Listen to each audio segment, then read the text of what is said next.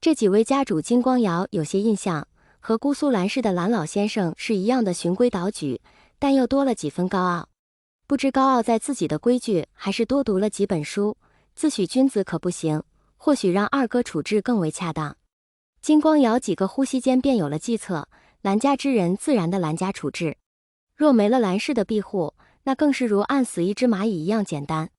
金光瑶对着册子上的名单挑挑拣拣，重新进行分类划分，哪些金家可以自行处理，哪些人又需要重新设计处理方式，让合适的人进行合适的处理。一番规划下来，跪坐的双腿隐隐有了麻意。金光瑶俯身将册子收起放入怀中，然后虔诚地向母亲的灵牌拜了一拜，叨扰母亲了，阿瑶要回去了。金光瑶拜完后，重新取回帽子戴回头顶，细心地抚平衣服上的褶皱。金光瑶打开房门后，发现一名仆从早已安静地等在门口。何事？金光瑶开口问道。陈村被发现已经烧了小厮低声说道。对于炼尸场的事情，一共分了2拨人监视，一个是金光善明面上派的人选，还有一波是金光瑶自己挑的人。金光瑶是不信任金光善的，金光善每次安排他去做见不得人的事，金光瑶都会安排后手，以保证自己能够脱身。金光瑶没有说话，一言不发地朝着自己办理事务的房间走去。说吧，怎么回事？陈家村逃出一名村民被姑苏蓝二公子所救，并被发现陈家村异常。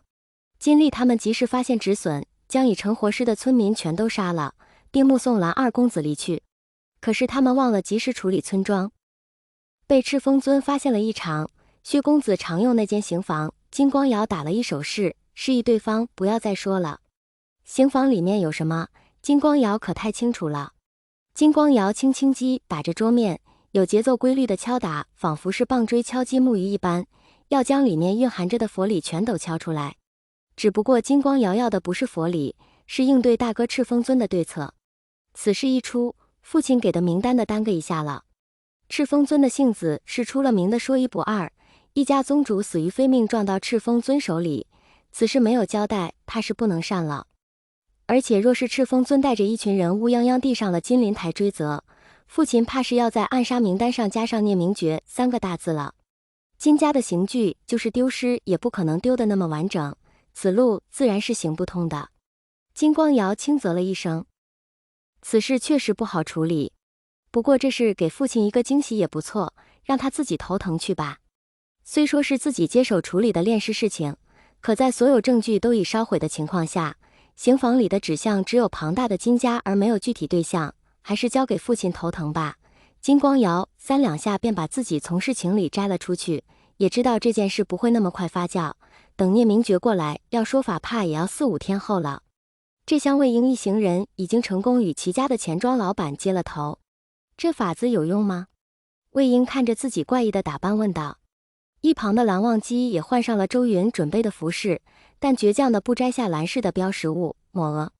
周云看着浑身散发着不自在地2人，特别是蓝忘机还不肯摘下抹额，就显得更怪异了，安抚道：自然是有用的，宜秋那儿的人都是这样穿的，你们待会去钱庄就按我说的去做。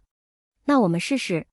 魏婴按着周云的说辞与钱庄老板叽里咕噜一堆，发现语言不通才是最大的障碍，根本不是服装。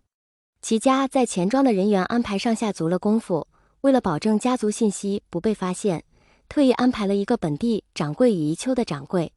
只有宜秋的掌柜能与本家联系，而本地的钱庄掌柜就是为了接待来自各地的用户。除了宜秋，周云特意安排2人换上的服装，成功让他们与宜秋掌柜接了头。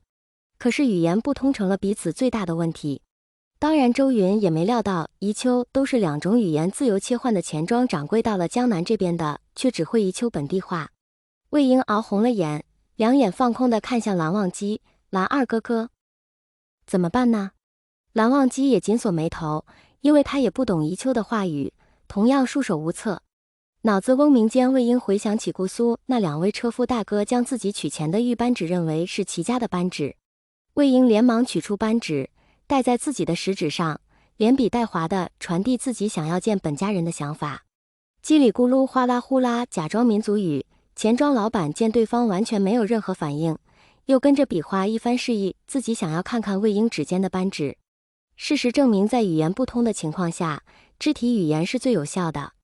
两个人靠着互相比划，完成了沟通。魏婴看着钱庄老板烧了一张灵符，内心的小人简直泪流满面，太不容易了。魏婴松了一口气，整个人懒洋洋地斜靠在蓝忘机身上，时不时吐露出几句皮话。蓝忘机看着下意识就靠在自己身上的魏婴，心不自觉地软了几分，软软糯糯的魏婴真可爱。约莫过了1刻钟左右，烧毁的灵符上方出现了一个淡蓝色的符阵，里面传出一个威严的声音：玉扳指，你们从何得来？在下魏婴，字无羡，家父魏长泽，此扳指是家人给我的。说谎。